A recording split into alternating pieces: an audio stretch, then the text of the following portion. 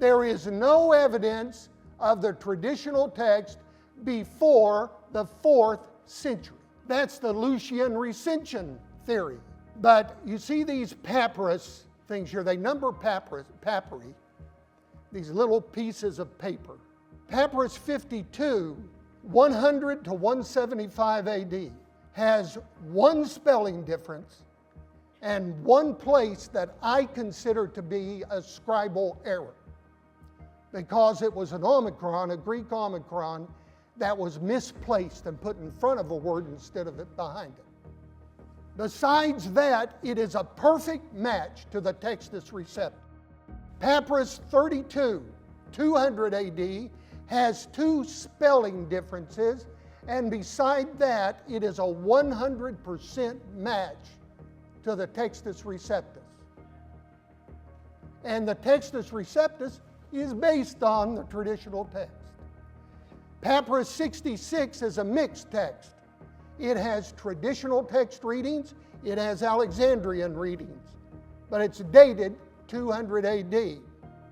Papyrus 64 is three little pieces out of the book of Matthew, written on the front and the back.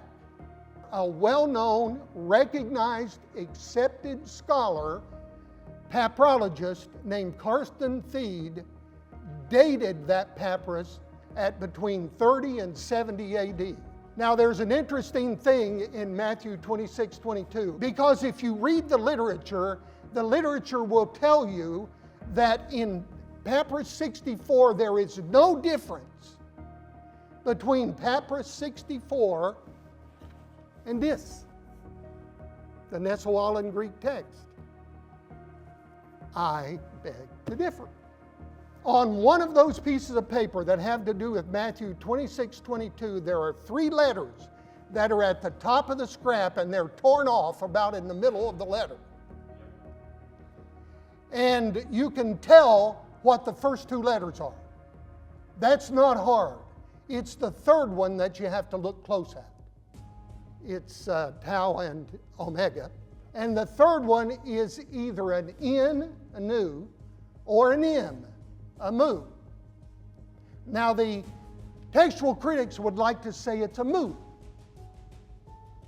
But if it is a mu, it couldn't possibly match this. If it's a nu, it couldn't possibly match this, because this doesn't have a nu in that spot. Between the O and the M in here, there are two words, and they're not in P64. Carsten Thiede decided, after deep study with all of their equipment, that it was a nu. And when he makes it a nu, if he's right, it is a 100% agreement with the Textus Receptus. That is remarkable.